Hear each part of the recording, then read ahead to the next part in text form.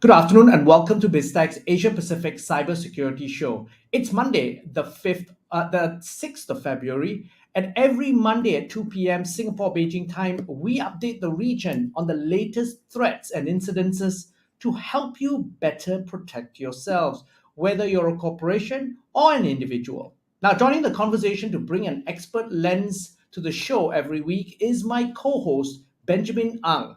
He's the head of Cyber and Homeland Defence at the Centre of Excellence for National Security at the S. Rajaratnam School of International Studies at the Nanyang Technological University in Singapore. Now, Ben, as always, welcome to the show and great to have you back again.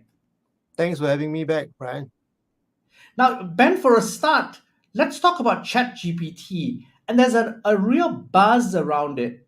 But Vietnamese users have been advised to be cautious about registering. Tell us a little bit about ChatGPT and how did this advisory come out specifically for Vietnamese users? I guess we need to start from the beginning and find out what is ChatGPT, right? For people who haven't been in touch with this, ChatGPT is an artificial intelligence model, an AI program that was trained by the company OpenAI to understand and create human-like text. So if you go to the ChatGPT website, you can type in your chat as if it's a person, and you'll try to respond in a way that is helpful and informative as if it's a person.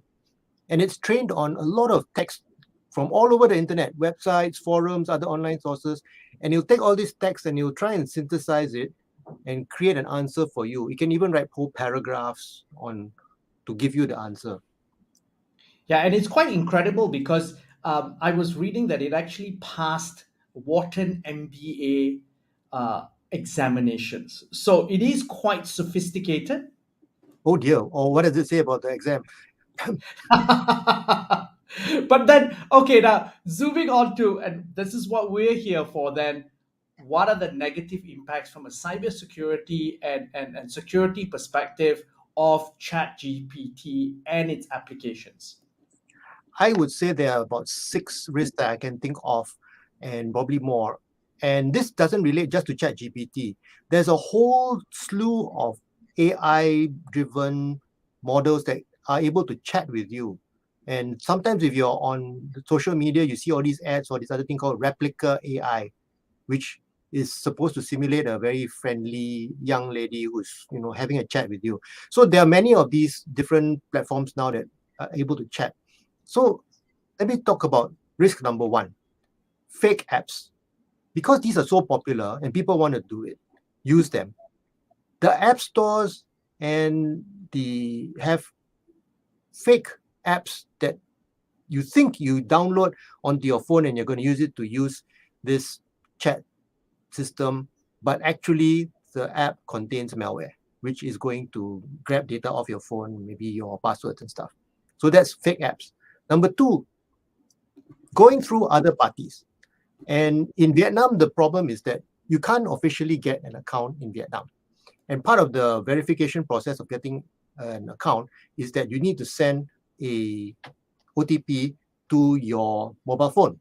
So if you don't have a mobile phone that is registered outside of Vietnam, and also you need a VPN if you're in Vietnam to fool the computer into thinking that you are not in Vietnam but you're in some other country. VPN meaning virtual private network. So you need to go through a lot of things if you're in Vietnam and you want to use ChatGPT, but then you end up going through third parties and you wonder how reliable are they in taking care of your personal information.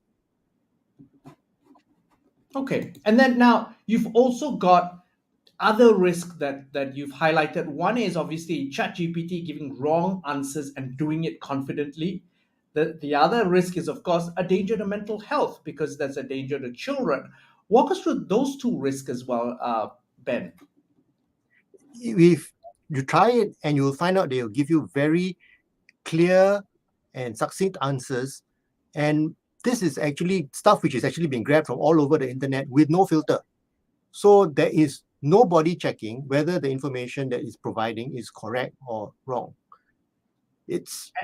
And So this is a premise where actually it's supposed to learn from this, right?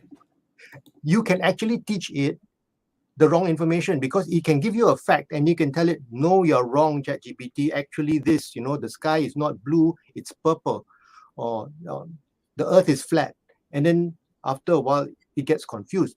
So it can actually draw out wrong answers and give you the wrong answers. And some people say it's giving it to you confidently, but actually, it's not really confident. It's that as human beings, we read it, wow, it looks very well written. I guess it must be right. It's a natural thing. We Yes. naturally think, yeah, if it looks, oh, this person sounds very confident, sounds very clear. They must be confident. They must be right. The danger to mental health, that was a big problem because if you are chatting with it as if you're trying to make a friend, and especially for kids, but not just for kids, anybody who's vulnerable, they can easily get into a spiral where it starts to say things back to them which may not be appropriate to their mental health situation. If you're depressed or suicidal, and who knows, or if you're having certain particular issues, uh, Okay. there are And that's various. something that people don't think about, isn't it? In general.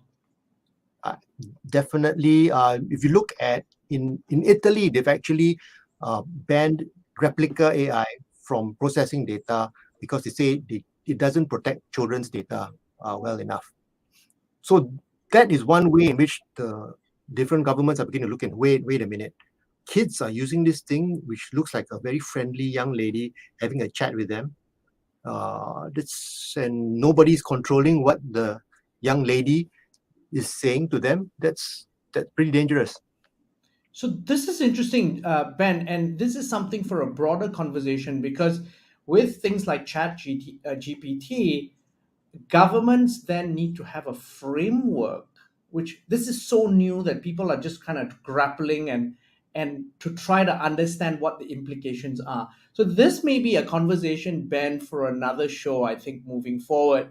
But I want to then highlight two other things that you've talked about in terms of this, the fifth and the sixth risk, which is basically attackers using GPT to write more convincing phishing emails and also using ChatGPT to write code.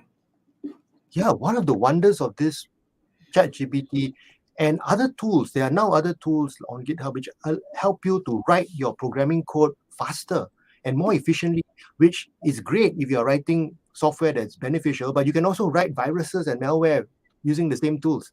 So you can write even I better see. malware. But the scary thing is the one before that. Phishing emails, a lot of times we are spotting them because they are badly written, they have grammatical errors. There's no way Mhm. that this could have come from my CEO, right? But you Yes. can actually ask the learning system, the AI, to say, write me an email in the style of the CEO of XYZ Bank. Yeah, absolutely. I know that's quite scary, isn't it? And it will look absolutely convincing. Yeah. Now, Ben, on that note, we've got to then segue into something which people talk about a lot, which is basically North Korea. And I want to put North Korea in the spotlight because, rightly or wrongly, North Korea has been painted as a source of bad actors in the cybersecurity space. Now, according to Hacker News, North Korean hackers are exploiting unpatched Zimbra devices in the No Pineapple campaign. Now, this new intelligence gathering campaign is linked to North Korean state sponsored Lazarus Group, which has leveraged on known security flaws in the unpatched Zimbra devices to compromise victims' systems. Now, this is according to Finnish cybersecurity company With Secure, formerly known as F Secure, which codenamed the incident No Pineapple, which is a reference to the error message that's used in one of its backdoors. Now, Ben, make sense of this and tell us a bit perhaps of the scale of the North Korean operations. Yeah, I know the whole like paragraph before this sounds like some foreign language, right? Yeah. If I want to zoom in on it, there are a lot of companies that use the Zimbra collaboration software. It's a very good software for collaborating between teams. But way back in September, one of the cybersecurity companies discovered that there is a way to get into these systems, collaborative systems, and basically hack into companies.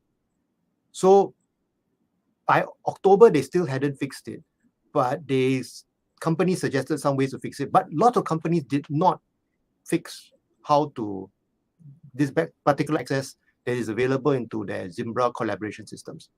Okay. So that means that all these companies who are using Zimbra, I mean, different companies use different collaboration tools, right? That's Slack, that's whatever.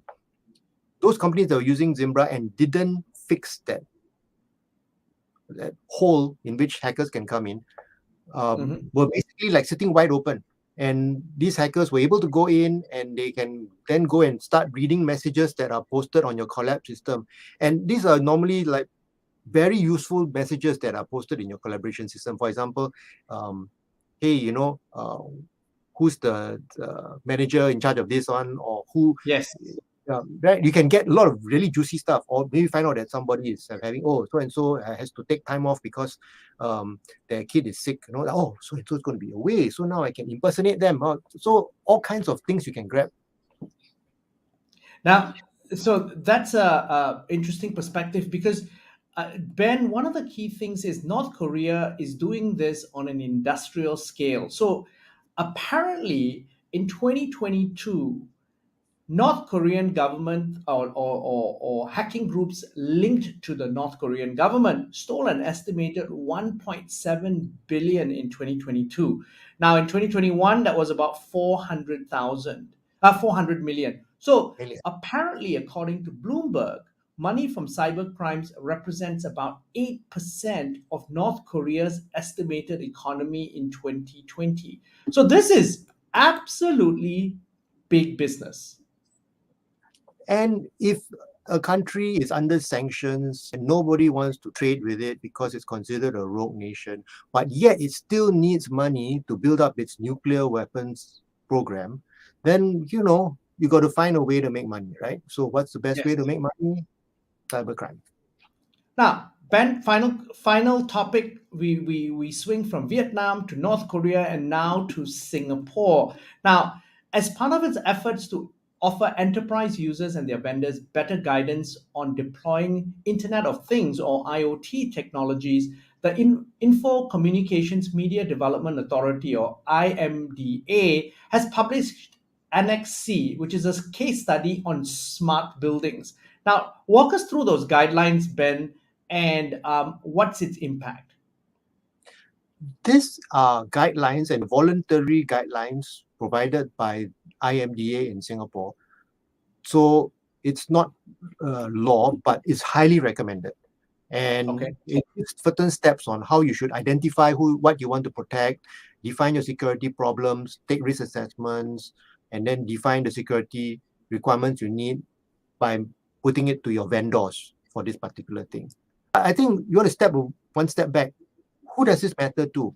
It matters to people who have buildings, which is a lot of businesses, and buildings that use smart facilities management tools. And a lot of times you don't really think about your facilities management, but smart facilities management is a big thing, because you know how much money people spend on air conditioning, whereas there's entire sections of your office which are not occupied for most of the day. So why not have a sensor in that particular set of areas which sense whether there's a human being there or not? And if there's no one there, then we reduce the temperature. Or if we find that maybe there's computer systems there and the place is heating up, we make it lower temperature. So everything is better controlled. And things like lights being on, and being able to have all this connected back to a central dashboard where you say, oh, look, at this particular wing of the building, these systems are down, this light bulb is not working, this particular access system seems to be faulty, I can dispatch somebody to fix it. Very efficient. But if somebody hacks in, you can get into the whole network of the business. You could shut down certain parts of the building. You could, do a lot of stuff. You could switch off the locks and let people come in and break in and get stuff.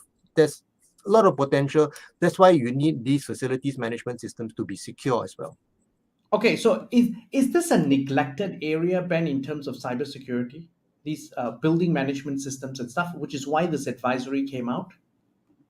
I think I wouldn't call it neglected, but I would say there's an area that definitely needs more attention because it's pretty new in the where the general public is concerned. And so if you are not aware of these issues, please be aware that a lot of just as much as our computers are at risk of cyber attack, the smart light bulb is also a target. And the smart light bulb has much less protection than your laptop. Your laptop at least has an antivirus and a firewall. Does your smart light bulb have antivirus and firewall? I ask you.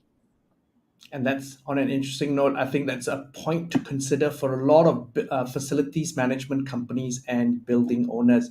Ben, thank you very much for coming on the show. That's it for this week's APAC Cybersecurity Show. We've been speaking to Benjamin Ang, Head of Cyber and Homeland Defence Centre of Excellence for National Security at the S. Rajaratnam School of International Studies at the Nanyang Technological University in Singapore on BIZTECH's Asia Pacific Cybersecurity Show. I'm Brian Fernandez. This interview will be on our website, www.biztech.asia, as well as our social media platforms. It'll also be on our syndication partners, TV stations, radio stations, and websites. Thanks a lot for tuning in. Thanks, Brian. See you next week.